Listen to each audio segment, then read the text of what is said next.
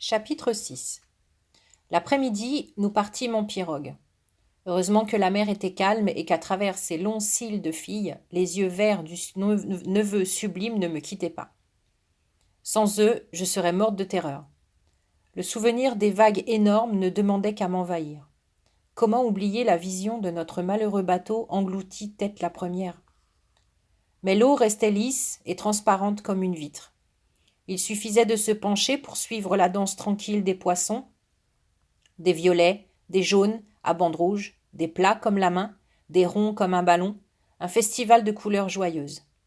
Malgré la beauté du spectacle, une tristesse ne me quittait pas. Je ne pouvais m'empêcher de penser à nos anciens compagnons de voyage, les champions de mots riches en Z et W. Comment faire pour remonter les noyés à l'air libre? Une autre famille d'idées sombres rôdait autour de moi, à la manière de guêpes qui attendent l'instant propice pour piquer.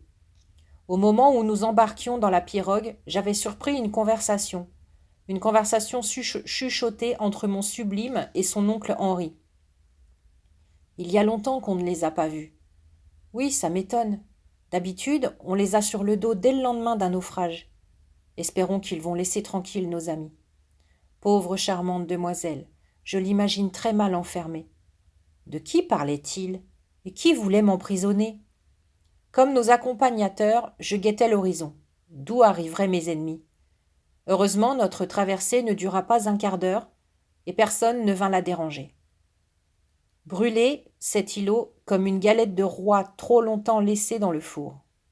Et vide, absolument, de plantes, d'êtres vivants, de constructions, l'endroit champion du monde catégorie désert, imbattable au livre Guinness des records, chapitre rien. Un plateau rocheux marron foncé, détergé, délavé, récuré. Tel était l'endroit de charme où nous avions débarqué. Drôle de choix pour une excursion. Monsieur Henri ne tarda pas à nous donner la raison de notre venue. Vous savez pourquoi les déserts avancent un peu partout sur notre terre? Il suffirait de fermer les paupières pour la voir avancer vers nous, cette terrible armée de sable. On nous parle de réchauffement de la planète, de forêts dévastées. C'est sans doute vrai, mais l'on oublie l'essentiel. Ici, il y a 100 ans, vivaient 2 villages, avec tout ce qu'il faut pour être heureux. Des plantes, des paillotes, de l'eau douce, des femmes, des hommes, des enfants, des animaux. Je ne pouvais y croire. Ici, de la vie, sur ce carré de la désolation? Allons donc. Je forçais mon cerveau à imaginer, mais il refusait. Il renâclait. Il me prenait pour une folle. Un jour, une tempête aussi forte que la vôtre a soufflé sur cette île. Des arbres ont été arrachés, bien sûr, et des maisons se sont envolées. Mais tout le reste demeurait. Il suffisait de rebâtir, et l'existence aurait repris, comme avant, jusqu'à la prochaine tempête. Depuis quelque temps, je voyais sur la mer se multiplier des triangles noirs. Ils tournaient et retournaient autour de nous comme une ronde. Je ne comprenais pas tout de suite que c'étaient les requins. Peut-être que ces bêtes-là ne se nourrissaient pas seulement de chair fraîche, mais aussi d'histoires sinistres. Et celles que contait M. Henri n'avaient rien de gai. Les habitants s'étaient faits, comme vous, noyer de tous leurs maux. Au lieu de venir chez nous les réapprendre, ils ont cru qu'ils pourraient vivre dans le silence. Ils n'ont plus rien nommé. Mettez-vous à la place des choses, de l'herbe, des ananas, des chèvres. À force de n'être jamais appelées, elles sont devenues tristes, de plus en plus maigres, et puis elles sont mortes. Mortes, faute de preuves d'attention. Mortes, une à une, de désamour.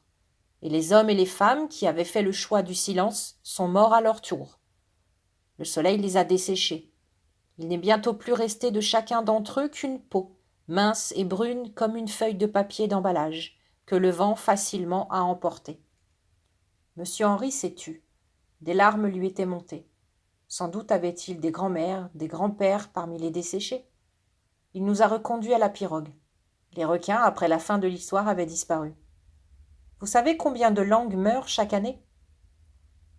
Comment, privés des mots et encore plus des chiffres, aurions-nous pu lui répondre? Je vous rappelle qu'après les chaos de la tempête et les agressions du vent, nos pauvres têtes ne pouvaient plus fabriquer la moindre phrase. Nous parvenions tout juste à comprendre ce qu'on nous disait. 25 langues meurent chaque année. Elle meurt faute d'avoir été parlée, et les choses que désignent ces langues s'éteignent avec elle.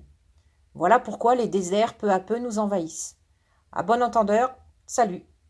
Les mots sont les petits moteurs de la vie. Nous devons en prendre soin. Il nous regardait fixement, l'un puis l'autre, Thomas et moi. Sa gaieté, sa gentillesse s'étaient évanouies, avalées par une gravité terrible.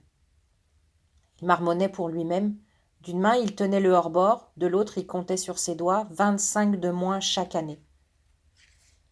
Comme il reste 5000 langues vivantes sur la terre, en 2100, il ne restera plus que la moitié. Et après, la nuit, en tombant, lui retira sa colère, comme si l'obscurité était, avec la musique, la seule vraie maison de M. Henri, l'endroit où il pouvait vivre à sa guise sans plus craindre aucun danger.